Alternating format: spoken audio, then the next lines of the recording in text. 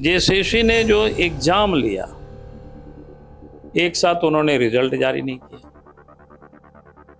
जब एग्जाम लिया तो कॉमर्स सीट का जो आंसर सीट उन्होंने जारी नहीं किया। तो पिछले दिनों जितने भी जो एग्जाम हुए हैं, सब एग्जाम में गड़बड़ी हुई। जीपीएससी में भी वही हुआ।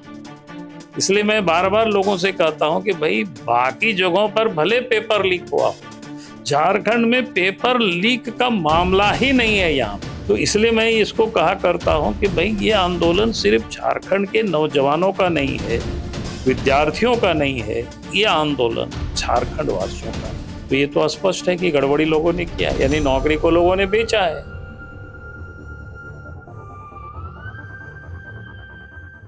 को 26 वर्ष पूरे हो चुके हैं। ऐसे में 14 बार जो है जेपीएससी परीक्षा हुई है, लेकिन सभी जो है वो विवादों के घेरे में है।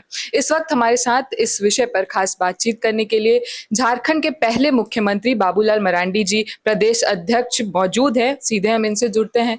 सर, आपको लगा था कि झारखंड जो है इस गर्त में गिर जाएगा कि परीक्षाओं में इतनी जो है विवाद खड़ी हो जाएगी? देखिए, मुझे उम्मीदें नहीं थी, लेकिन हमको काफी निराश किया है। क्योंकि जिस प्रकार से जेसीसी और जेपीएससी में जो भर्ती, जो परीक्षाएं जो ली जा रही है, और उसमें से जो, उसको मैं गड़बड़ी नहीं कहता हूं, मैं तो कहता हूं कि भाई, जेसीसी और जेपीएससी में नौकरी को ही संस्थान बेच रहे हैं, और इसका पुख्ता प्रमाण भी है। बच्चों के पास भी है और आम लोगों के पास भी है। क्योंकि पिछले दिनों जिस प्रकार से जेसीसी ने जो एग्जाम लिया, उसकी ओपन सब कुछ आया बाजारों में। कुछ बच्चों को नेपाल में, कुछ को बिहार में, कुछ को बंगाल में, कुछ को झारखंड में क्वेश्चन पेपर रटवाया गया। और जो क्वेश्चन पेपर 135 150 पेपर को जो रटवाया गया, उसमें से 120 पेपर, 120 आंसर सही निकला। एक तो ये बिल्कुल साफ दिखता है। दूसरा, जेसीसी ने जो एग्जाम लिया, एक साथ उन्होंने रिजल्ट जारी नहीं किया। जब एग्जाम लिया तो कॉमर्स सीट का जो आंसर सीट उन्होंने जारी नहीं किया। रिजल्ट पार्ट पार्ट में निकला। अब जब पार्ट पार्ट में निकला, इंटरव्यू हुआ, बच्चों की बहाली भी कुछ बच्चों की हो गई, और जब हाईकोर्ट ने डांट लगाई तो 2026 के फरवरी में कट ऑफ मार्क्स उन्होंने जारी किया। और उसके बाद तो और उजागर हो गया कि लड़कों लोगों ने देखा कि वे जो लड़के जिनकी नौकरी हो गई है, उससे कहीं अधिक नंबर लाए थे, और उनका नहीं हुआ। तो ये तो स्पष्ट है कि गड़बड़ी लोगों ने किया, यानी नौकरी को लोगों ने बेचा है। फिर जेसीसी ने ही उत्पाद सिपाही की नियुक्ति में तमाड़ में जाकर के क्वेश्चन पेपर रटवा रहे थे। ये हर कोई जान सकता है, जानता है, समझता है।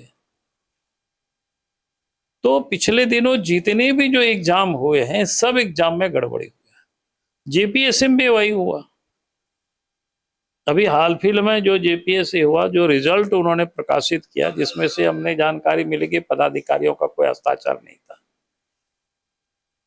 तो ये बिल्कुल एवर सीट का जो आंसर सीट को जारी नहीं करना, कट ऑफ मार्क्स जारी नहीं करना, ये क्या दिखाता है?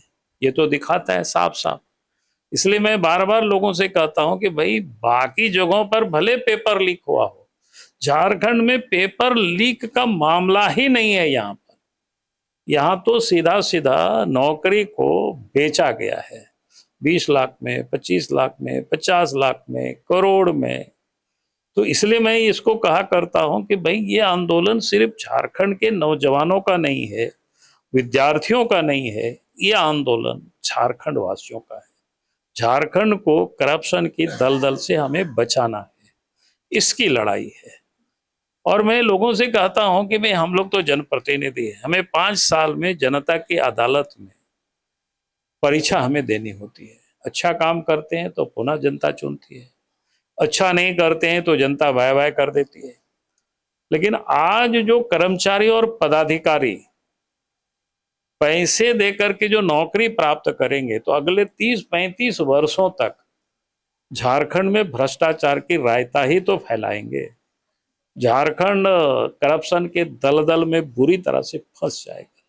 इसलिए हर झारखंड वासियों का कर्तव्य बनता है झारखंड को इस भ्रष्टाचार से बचाना। और इसलिए हमारी पार्टी ये जो आंदोलन कर रहे नौजवान और छात्र उनके साथ हैं, नैतिक समर्थन है। सदन में भी उठाएंगे, सदन के बाहर भी उठाएंगे। जरूरत पड़े तो भारतीय जनता पार्टी भी सड़कों पर निकल के आंदोलन करेगी। जिस प्रकार से जंतर मंतर में प्रोटेस्ट जब चल रहा था तो झारखंड में भी यहाँ तक कि राधा कृष्ण किशोर जी भी शामिल हुए थे कैंडल मार्च में, दीपिका पांडे जी भी, कई कांग्रेस के जो नेता मंत्री वो शामिल हुए थे, सड़कों पर उतर चुके थे, लेकिन अभी वो चुप्पी साधे हुए हैं और यहाँ तक कि बच्चों को कह रहे हैं कि उस प्रोटेस्ट में कॉलेज माफिया शामिल है। आप इस पर क्या कहेंगे? मेरा कहना है सरकार उनके पास है, सरकार के मंत्री हैं वो लोग, सारे लोग। अगर कोई भी माफिया शामिल है तो उसको जांच करके उनको पकड़नी चाहिए। तो ये किनको सुना रहे हैं? ये सुनाने का काम तो हम लोगों का है। हम लोग अपोजिशन में, वो तो सरकार में है। तो बच्चों को कितना वो बेचारे वो बना रहे हैं, उनके कैंडल मार्च में शामिल हो रहे हैं, क्या वो दिखाना चाहते हैं? हम आपके साथ हैं भाई। अगर सचमुच में बच्चों के साथ हैं तो बच्चों के डिमांड को पूरा करिए। ये कैंडल मार्च करके आप क्या दिखाना चाहते हैं? ये तो बच्चों को बेवकूफ बना रहे। तो बच्चे समझते हैं। जी, वो नीट पेपर लीक जो मामला हुआ था उसमें वो लोग कैंडल मार्च निकाले थे, पर अभी जो है चुप्पी साधे हैं। अभी ना बच्चों से मिलने आए हैं, ना उस पर कोई प्रतिक्रिया दी है। ये दोहरा नीति जो दिखा रहे हैं, इस पर क्या? नीट वाला में भी उनका कैंडल मार्च का कोई बच्चों से उसका कोई संबंध ही नहीं था। देखिए, नीट की एग्जाम में जब गड़बड़ी हुई तो भारत सरकार ने बिना विलंब किए सीबीआई की जांच दे दी और उसमें से कई लोगों की गिरफ्तारी भी हुई, 12 या 13 ऐसे लोगों की गिरफ्तारी हुई।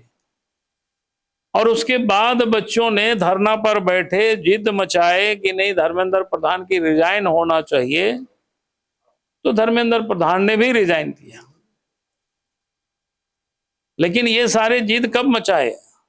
जब नीट के एग्जाम में पेपर लीक की मामला हुई, गड़बड़ को जांच भी हुआ, पकड़े भी गए, री एग्जाम भी हुआ, रिजल्ट भी हो गया, बच्चों का अब एडमिशन शुरू होने वाला है, इंटरव्यू।